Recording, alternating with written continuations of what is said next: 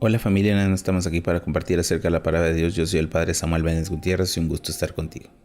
Estamos en el día número 159 de la lectura de la palabra de Dios. En este día vamos a compartir del Evangelio según San Marcos capítulo 11 al 12 y el Salmo 67. Vamos a preparar nuestra sala de escritura para continuar la lectura de la palabra de Dios y también vamos a preparar nuestro corazón. En el nombre del Padre y del Hijo y del Espíritu Santo. Amén. Del Santo Evangelio según San Marcos. Capítulo 11. Entrada de Jesús en Jerusalén. Cuando se acercaba a Jerusalén, a la altura de Betfagé y Betania, junto al monte de los olivos, Jesús envió a 2 de sus discípulos con este encargo: vayan al poblado del frente. Al entrar en él, encontrarán enseguida un borrico atado sobre él que nadie ha montado todavía. Desátenlo y tráiganlo. Y si alguien les pregunta por qué lo hacen, dígale que el Señor lo necesita y que enseguida lo devolverán. Los discípulos fueron y encontraron un borrico atado junto a la puerta, afuera, en la calle, y lo desataron. Algunos de los que estaban ahí le preguntaron: ¿por qué desatan al borrico? Los discípulos le contestaron como le había dicho Jesús, y ellos le dejaron. Llevaron el borrico, echaron encima su manto, y Jesús montó en él. Muchos tendieron sus mantos por el camino y otros hacían lo mismo con ramas y cortaban en el campo. Los que iban adelante y atrás gritaban: Hosana, bendito el que viene en el nombre del Señor. Bendito el Rey que viene en el nombre del Padre David. Hosana en las alturas. Cuando Jesús entró en Jerusalén, fue al templo y observó todo a su alrededor, pero como ya era tarde, se fue a Betania con los 12. Jesús maldice a la higuera estéril. Al día siguiente, cuando salieron de Betania, Jesús sintió hambre. Al ver de lejos una higuera que tenía hojas, se acercó a ver si encontraba algo en ella. Pero no encontró más que hojas, pero no era tiempo de higos. Entonces le dijo: que nunca jamás nadie coma frutos de ti. Sus discípulos lo oyeron. El templo, casa de oración.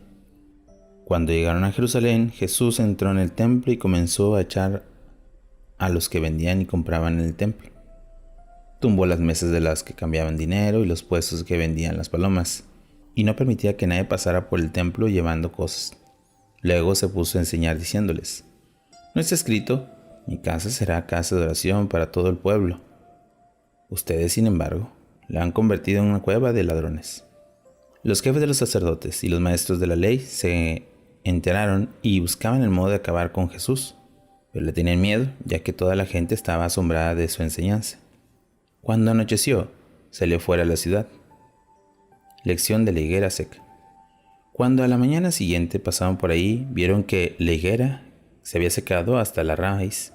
Pedro se acordó y dijo a Jesús: Maestro, mira la higuera que maldijiste, se ha secado.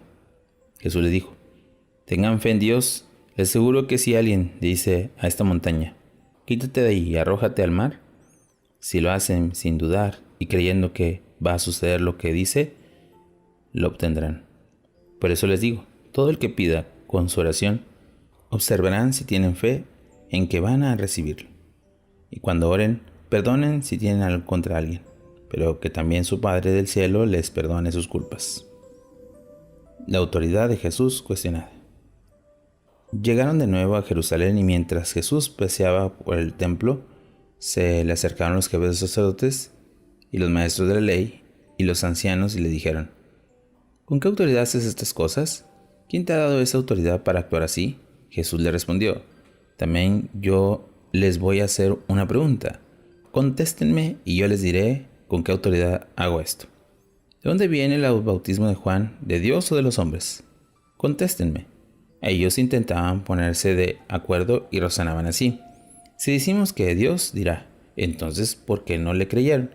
Pero ¿cómo vamos a responder que era de los hombres? Tenían miedo a la gente porque todos les consideran a Juan como profeta. Así que respondieron a Jesús: no lo sabemos. Jesús le contestó: pues tampoco yo les digo con qué autoridad hago estas cosas. Capítulo 12. Parábola de los viñadores homicidas. Entonces Jesús les contó esta parábola. Un hombre plantó una viña, la rodeó con una cerca, construyó un lugar para hacer el viño y edificó una torre.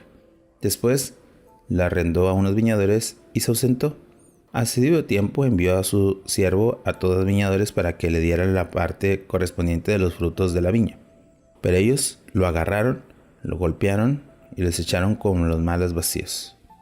De nuevo les envió a otro siervo. Lo maltrataron y lo ultrajaron.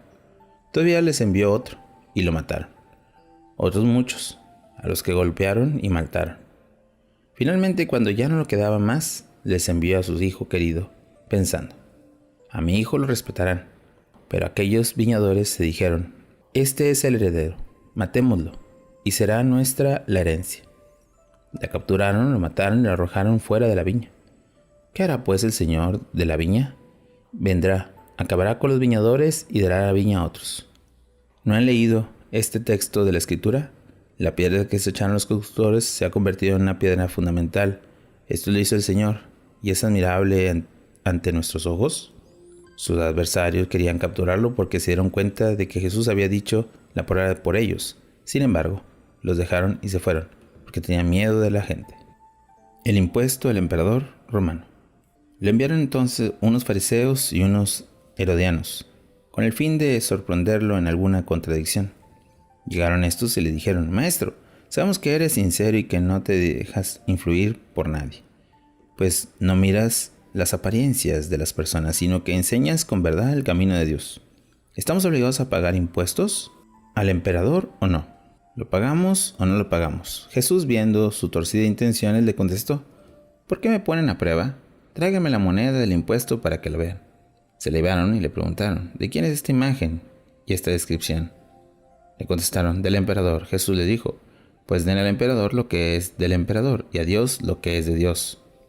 Esta respuesta le dejó asombrados. La resurrección de los muertos.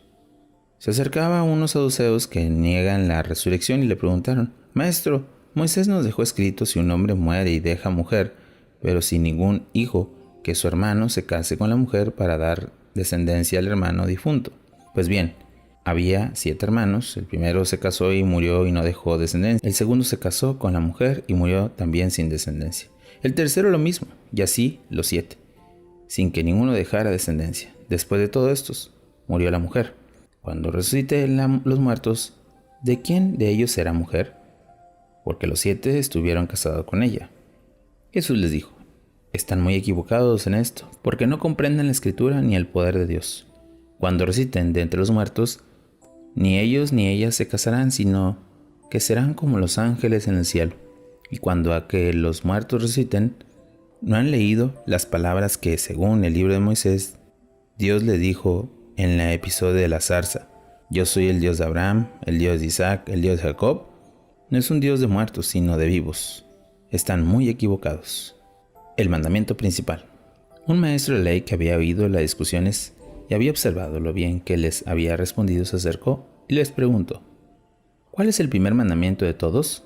Jesús contestó: el primero de todos es este: escucha, Israel, el Señor nuestro Dios es el único Dios.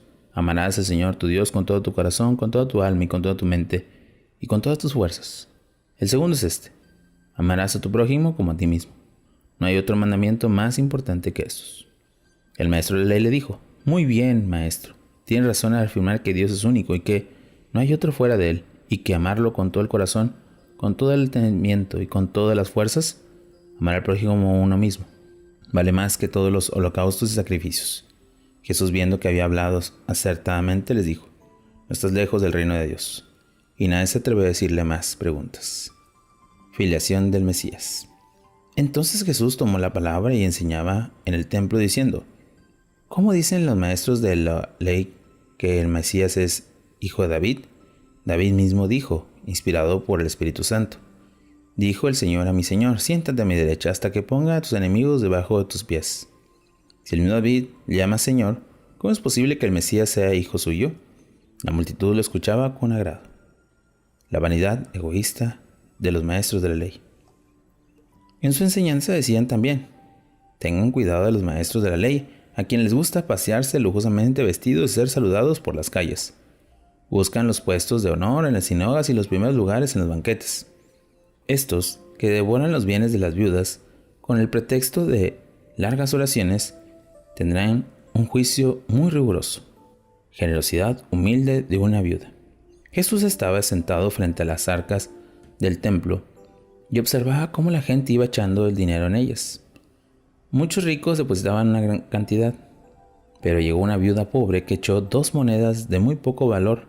Jesús llamó entonces a sus discípulos y les dijo: les aseguro que esa viuda pobre ha echado en las arcas más que todos los demás, pues todos han echado lo que les sobraba, mientras que ella ha echado desde su pobreza todo lo que tenía para vivir.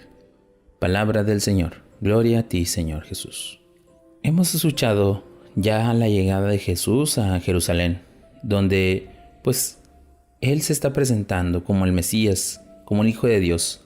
Está presentando la doctrina, está haciendo esa controversia de anunciar la palabra, pero especialmente para conocer el camino de la salvación.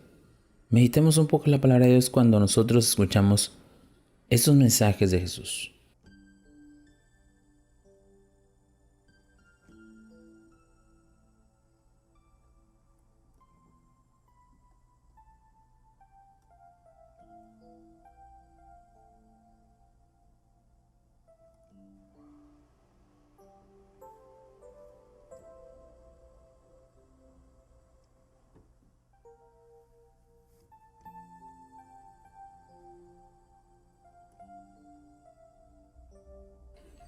Habiendo meditado el Evangelio según San Marcos, pasemos al Salmo 67.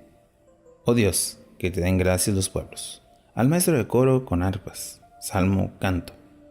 Que Dios se apiade y nos bendiga, que nos haga brillar su rostro sobre nosotros, para que conozcan la tierra tus caminos, tu salvación en todas las naciones. Oh Dios, que te den gracias los pueblos, que todos los pueblos te den gracias. Que se alegren y canten de júbilo las naciones, porque juzgas rectamente los pueblos y gobiernas las naciones de la tierra. Oh Dios, que te den gracias los pueblos, que todos los pueblos te den gracias. La tierra ha dado fruto, nos bendice el Señor nuestro Dios, que Dios nos bendiga, que te teman hasta los más remotos lugares de la tierra. Oración final. Señor, que conozcamos los caminos, pero especialmente el camino que Cristo hizo para anunciar la salvación. Que nuestras palabras, acciones y sentimientos se vean inundados de la doctrina de Jesús, para poder conocer y saber la salvación y así alcanzar la santidad. Tú que vives y reinas por los siglos de los siglos. Amén. Bueno, familia, hemos terminado un día más la lectura de la palabra, esperando que podamos seguir perseverando en este camino de amor y de gracia. Que tengas un bonito día y una fantástica semana. Bendiciones.